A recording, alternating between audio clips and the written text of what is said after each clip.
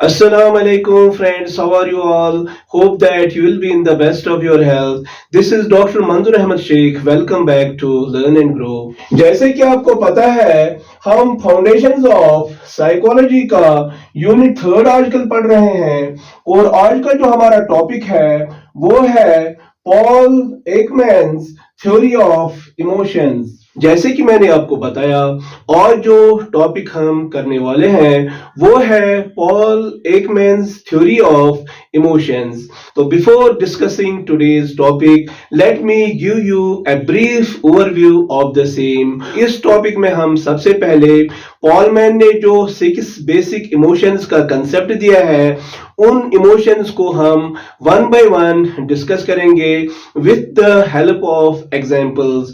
Then we will talk about a number of secondary emotions given by Paul Ekman जो उन्होंने अपने इस theory में लेटर ऑन ऐड किए थे। And as usual by the end of the topic I will ask you top 4 questions which are simply designed to test your understanding about the current topic। आज का जो topic है ये बहुत ही interesting होने वाला है। I am triple sure that if you stick to the video until the end you will be able to appreciate and understand today's topic in a crystal clear fashion। तो चलिए आज का टॉपिक शुरू करते हैं। The topic that we are going to discuss today is Paul Ekman's theory of emotions। तो यहाँ पे जो मैंने पहला पॉइंट लिया है वो ये है Paul Ekman is a renowned American psychologist and expert in the field of emotions and facial expressions.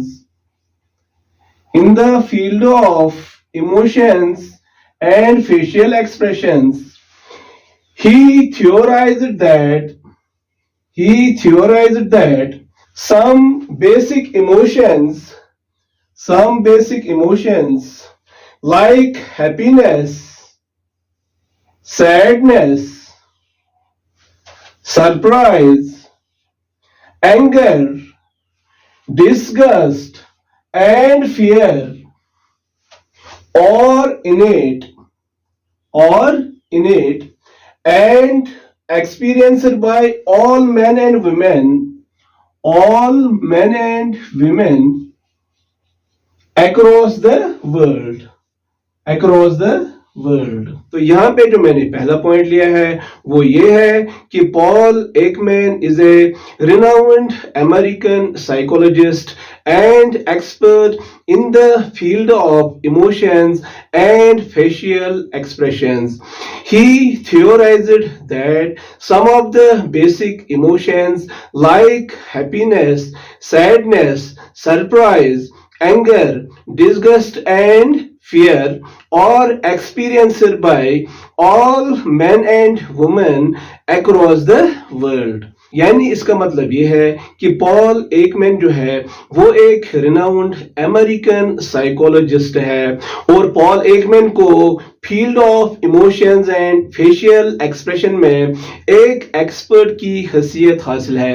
तो पॉल एकमैन जो है वो अपने इस थ्योरी में 6 बेसिक इमोशंस के बारे में बात करता है जैसे कि happiness, sadness, surprise, anger, disgust and fear. उनका ये मानना है कि ये 6 बेसिक इमोशंस जो हैं सभी लोग दुनिया में इनको एक्सपीरियंस करते हैं। पॉल एकमैन का ये मानना है कि ये 6 बेसिक इमोशंस जो हैं ये हम सब में इनेट हैं यानी हम में ये पैदाशी तौर पे मौजूद होते हैं। इसके अलावा Paul Ekman suggested that these 6 basic emotions are expressed by people in similar ways through facial expressions regardless of the cultural differences। Now let us discuss 6 basic emotions given by Paul Ekman. तो चलिए अब हम इन emotions को one by one discuss करते हैं with the help of examples. तो यहाँ पे जो मैंने पहली इमोशन ली है वो है हैप्पीनेस, ठीक है ना। तो अगर हमें हैप्पीनेस को डिफाइन करना हो तो हम कह सकते हैं happiness is a positive emotional state. Happiness is a positive emotional state characterized by feelings of joy, contentment, satisfaction and well-being। तो अगर हमें हैप्पीनेस को डिफाइन करना हो तो हम कह सकते हैं कि happiness is a positive emotional state characterized by joy, satisfaction, contentment and wellbeing. यानी इसका मतलब ये है कि हैप्पीनेस पॉजिटिव इमोशनल स्टेट का नाम है। यानी जब हम हैप्पी होते हैं तो हम सेटिस्फाइड फील करते हैं, हम कंटेंटमेंट एक्सपीरियंस करते हैं, उस वक्त हम जॉयस होते हैं। इसके अलावा हैप्पीनेस से हमारा जो वेलबींग है वो भी एंश्योर हो जाता है, वो भी एनहेंस होता है। Now let us have a close look at some of the examples of happiness. यहाँ पे मैंने हैप्पीनेस की कुछ एग्जांपल्स ली हैं। For example, we experience happiness when we receive a heartfelt compliment, achieve a personal goal, or spend time with loved ones। Happiness की जो पहली एग्जांपल है वो ये है कि we feel happy when we receive a heartfelt compliment. यानी जब हमें कोई अच्छा कॉम्प्लीमेंट मिलता है तो हमें खुशी उस वक्त होती है। हैप्पीनेस की जो दूसरी एग्जांपल है वो ये है कि when we achieve a specific goal we experience happiness. और हैप्पीनेस की जो तीसरी एग्जांपल है वो ये है कि we feel happy when we spend some time with our loved ones. ठीक है ना। हैप्पीनेस के हवाले से जो तीसरा पॉइंट है वो ये है कि research has proven that happiness enhances both our physical and mental health। यानी यहाँ पे जो हैप्पीनेस के हवाले से मैंने तीसरा पॉइंट लिया है वो ये है कि research has proven that happiness enhances both our physical and mental health. यानी इसका मतलब ये है कि रिसर्च से ये बात साबित हुई है कि हैप्पीनेस जो है it ensures both our mental and physical wellbeing. Paul Ekman is also of the opinion that happiness can be expressed through facial expression like smiling. इसी तरह happiness can be expressed through body language such as relaxed stance और posture. यानी इसका मतलब ये है कि जब हम हैप्पी होते हैं तो हमारे बॉडी पोस्चर्स जो हैं वो बिल्कुल रिलैक्स्ड होते हैं। और इसी तरह हैप्पीनेस के दौरान हमारा टोन ऑफ वॉइस प्लेजेंट होता है, हम प्लेजेंट मैनर में लोगों के साथ बात करते हैं। आई होप दैट हैप्पीनेस का जो कंसेप्ट है इसको आपने अच्छे से अंडरस्टैंड किया होगा। Now let us talk about the second emotion given by Paul Ekman and that is sadness. अगर हमें सैडनेस को डिफाइन करना हो तो हम कह सकते हैं कि sadness can be defined as a transient emotional state characterized by feelings of disappointment, disinterest, dampened mood,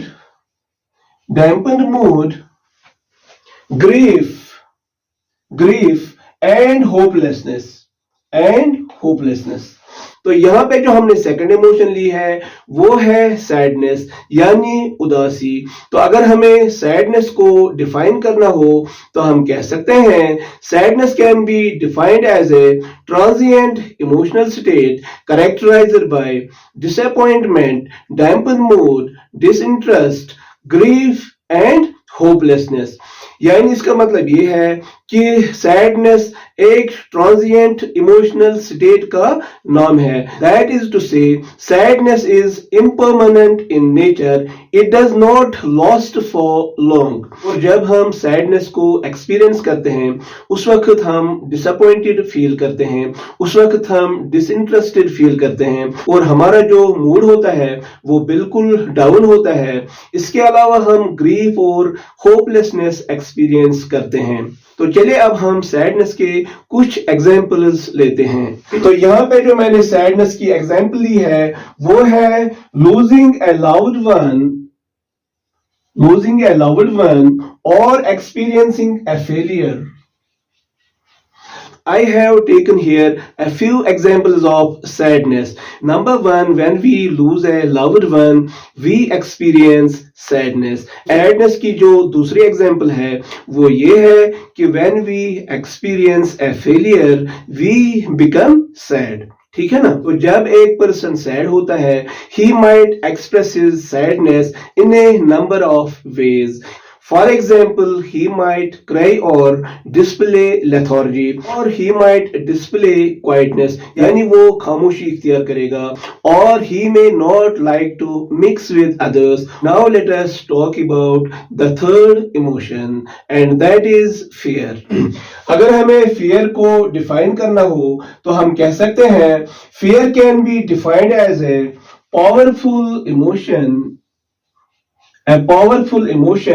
that plays an important role in our survival. तो यहाँ पे जो मैंने थर्ड इमोशन ली है वो है फियर। तो अगर हमें फियर को डिफाइन करना हो तो हम कह सकते हैं कि fear is a powerful emotion and can play an important role in our survival. Now let us take some of the examples of fear. तो यहाँ पे मैंने जो एग्जांपल्स ली हैं वो है एनकाउंटरिंग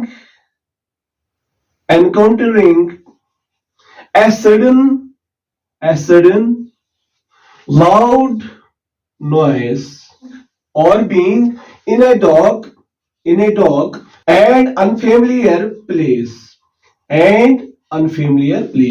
तो यहाँ पे हमने फियर के हवाले से दो एग्जाम्पल्स लिए हैं। पहली एग्जाम्पल ये है कि when we encounter a loud noise we experience fear, or when we are in a dark and unfamiliar place we also experience fear. Now the question may arise कि हम फियर को कैसे एक्सपीरियंस करते हैं, इसके पीछे कौन सा मैकेनिज्म है। देखिए, जब हम डेंजरस सिचुएशन में होते हैं या थ्रेटनिंग सिचुएशन में होते हैं तो उस वक्त क्या होता है, our body goes through fight और फ्लाइट रेस्पॉन्स।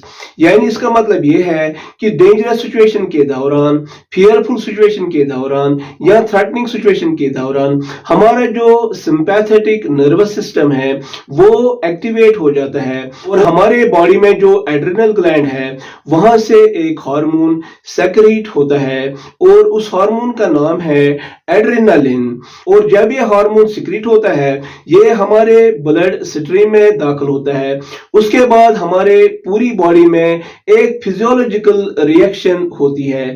फॉर एग्जांपल हमारी हार्ट रेट बढ़ जाती है, हमारी ब्रीथिंग रेट बढ़ जाती है, इसी तरह हमारे मसल्स जो हैं वो टेंस्ड होते हैं और हमारा माइंड जो है अलर्ट हो जाता है। और इस तरह फाइट एंड फ्लाइट रेस्पॉन्स हम में फिजियोलॉजिकल रिएक्शन क्रिएट करती है और उस फिजियोलॉजिकल रिएक्शन की बदौलत हम सिचुएशन को टैकल करने के लिए, मैनेज करने के लिए, फेस करने के लिए प्रिपेयर होते हैं।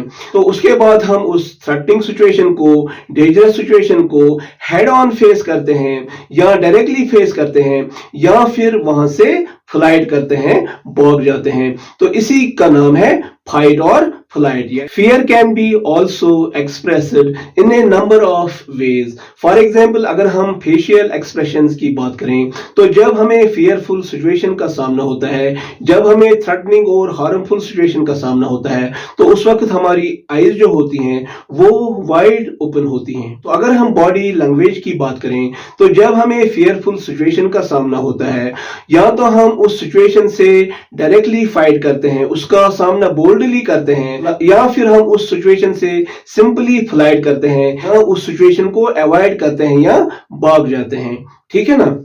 Now let us talk about the fourth emotion and that is anger, यानी गुस्सा होना. तो अगर हमें एंगर को डिफाइन करना हो तो हम कह सकते हैं anger can be defined as a powerful emotion characterized by feelings of hostility, agitation, frustration, and antagonism. तो अगर हमें एंगर को डिफाइन करना हो तो हम कह सकते हैं कि anger is a powerful emotion characterized by hostility, agitation, frustration and antagonism. Now let us have a look at few examples of anger. ठीक है ना. तो यहाँ पे मैंने एंगर के कुछ एग्जांपल्स ली हैं. For example, being treated unfairly or witnessing an injustice. यानी एंगर की एक एग्जाम्पल ये हो सकती है कि जब हमें अनफेयरली ट्रीट किया जाता है तो उस वक्त हम एंग्री हो जाते हैं. और एंगर की जो हमने दूसरी एग्जाम्पल ली है वो ये है कि when we witness injustice we become angry. ठीक है ना. Anger can also be displayed in a number of ways. Anger can be expressed through facial expressions such as frowning or glaring. ठीक है ना. इसी तरह anger can be displayed through body language such as taking a strong stance और posture. इसी तरह when we experience anger, some physiological changes takes place within our body. For example, जब हम एंग्री होते हैं तो हमारा फेस जो है वो रेड हो जाता है. इसी तरह हमें पसीने आ जाते हैं. इसी तरह हमारी हार्ट रेट जो है वो बढ़ जाती है. हमारी ब्रेथिंग रेट जो है वो बढ़ जाती है. फॉर एग्जाम्पल, वो लोग जो एंगर को कंट्रोल नहीं कर पाते, जो एंगर को चेक नहीं कर पाते हैं, they can resort to aggressive behavior such as kicking, hitting and throwing objects. ठीक है ना. Now let us talk about the fifth emotion given by Paul Ekman and that is surprise. तो यहाँ पे मैंने surprise की जो description ली है वो है you experience surprise when something unexpected happens that you did not expect at all. तो यहाँ पे मैंने सरप्राइज की एक एग्जांपल भी ली है. receiving an unexpected gift from a friend. तो यहाँ पे जो हमने सरप्राइज की डिस्क्रिप्शन ली है वो ये है कि we experience surprise when something unexpected happens that we do not expect at all. तो यहाँ पे जो मैंने सरप्राइज की एग्जाम्पल ली है वो ये है receiving an unexpected gift from A friend. यानी इसका मतलब ये है हम तब सरप्राइज्ड होते हैं, हम तब सरप्राइज एक्सपीरियंस करते हैं व्हेन समथिंग अनएक्सपेक्टेड हैपेंस, जो हम एक्सपेक्ट नहीं कर रहे होते हैं. For example, the moment you receive an unexpected gift from your friend you feel surprised. तो अगर हम सरप्राइज की बात करें तो surprise can be positive as well as negative depending upon the context. Let me quickly share with you an example of positive surprise. For example, the moment you receive the message that कि आपने अपने class में top किया है, you feel surprised because of the simple reason that such phenomenal and outstanding performance was beyond your expectations. Now let me quickly quote an example of negative surprise. For example, when you receive an unexpected negative feedback or criticism from your boss, you feel surprised. ये negative surprise की example है। Research से ये बात भी पता चली है कि सरप्राइजिंग इवेंट्स को या अनयूजुअल इवेंट्स को हम ज्यादा देर तक याद रख सकते हैं as compare to usual events. ठीक है ना। Surprise can also be expressed in a number of ways. For example, surprise can be expressed through facial expressions such as raised eyebrows, wrinkled forehead, open mouth and widen eyes. ठीक है ना। Surprise can also be expressed through physical reactions such as yelling और screaming. यानी जब हम surprised होते हैं, हम जोर जोर से शाउट करते हैं, हम जोर जोर से स्क्रीम करते हैं, so as to express our surprise. Now let us talk about sixth and lost basic emotion given by Paul Ekman. तो Paul Ekman ने जो sixth and lost basic emotion दी है वो है disgust, जिसका माना है नफरत। तो अगर हमें डिस्गस्ट को एक्सप्लेन करना हो, डिफाइन करना हो, तो हम कह सकते हैं disgust can be defined as a strong feeling of not liking something because it is unpleasant, offensive or repulsive. For example, encountering a foul smell or witnessing unhygienic conditions. तो अगर हमें डिस्गस्ट को डिफाइन करना हो तो हम कह सकते हैं disgust can be defined as a strong feeling of not liking something because it is unpleasant, offensive or repulsive. For example, encountering a foul smell or witnessing unhygienic conditions. यानी इसका मतलब ये है कि डिस्गस्ट जो है ये एक स्ट्रॉन्ग फीलिंग है, नफरत वाली फीलिंग है। ये हम तब एक्सपीरियंस करते हैं जब हम उन चीजों को एक्सपोज हो जाते हैं जो अनप्लेजेंट होते हैं, ऑफेंसिव होते हैं या फिर रिपल्सिव होते हैं। फॉर एग्जाम्पल, जब भी हम फाउल स्मेल को एक्सपोज होते हैं तो उस वक्त हम डिस्गस्ट एक्सपीरियंस करते हैं। इसी तरह जब हम कभी स्पॉइल्ड फूड को टेस्ट करते हैं तो उस वक्त भी हम डिस्गस्ट एक्सपीरियंस करते हैं, या जब कभी हम अनहाइजीनिक कंडीशंस को एक्सपोज हो जाते हैं या अनसैनिटरी कंडीशंस को एक्सपोज हो जाते हैं, उस वक्त भी हम डिस्गस्ट एक्सपीरियंस करते हैं। Disgust can also be displayed in a number of ways.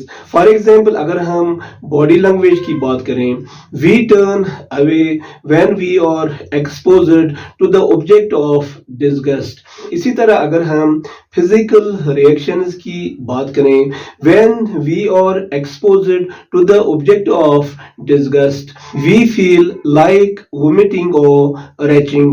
इसी तरह we express disgust through our facial expressions such as wrinkling the nose or curling the upper lip. ठीक है ना? Now let us have a quick look at secondary emotions given by Paul Ekman. तो अगर हम secondary emotions की बात करें, some of the secondary emotions given by Paul Ekman, which were later on added or incorporated in his theory of emotions, are as follows. Number 1, amusement. Number 2, contempt. Number 3, contentment. Number 4, excitement. Number 5, pride. Number 6, relief. Number 7, embarrassment. Number 8, satisfaction. And number 9, guilt. So this was all about Paul Ekman's theory of emotions. I hope that आपने आज के topic को अच्छे से understand किया होगा, अच्छे से ग्रैस्प किया होगा. Now it is time to ask you top 4 questions. These questions are simply designed to test your understanding about the current topic. तो आपके लिए जो पहला क्वेश्चन है वो ये है कि according to Paul Ekman, which facial expression is universally associated with happiness? आपके लिए जो सेकंड क्वेश्चन है वो ये है कि आपको ये बताना है कि according to Paul Ekman pride एक प्राइमरी इमोशन है या सेकेंडरी इमोशन. ठीक है ना. और आपके लिए जो थर्ड क्वेश्चन है वो ये है, और the 6 basic emotions given by Paul Ekman innate और learned. innate और लर्न. और आपके लिए जो फोर्थ एंड लास्ट क्वेश्चन है वो ये है कि which emotions do you like most, let me know in the comments. ठीक है ना. This was all for today's video. अगर आपको आज का टॉपिक इंफॉर्मेटिव लगा, इंसाइटफुल लगा, तो आप आज के टॉपिक को जरूर थम्स अप देना, इसको जरूर लाइक करना, इसको जरूर अपने फ्रेंड्स के साथ शेयर करना. और वो लोग जिन्होंने अभी तक मेरे चैनल को सब्सक्राइब नहीं किया है उनसे मेरी रिक्वेस्ट है कि वो चैनल को सब्सक्राइब करें. तो with these words I would like to thank all of you for watching this video. Until the end, stay happy and blessed. Khuda Hafiz.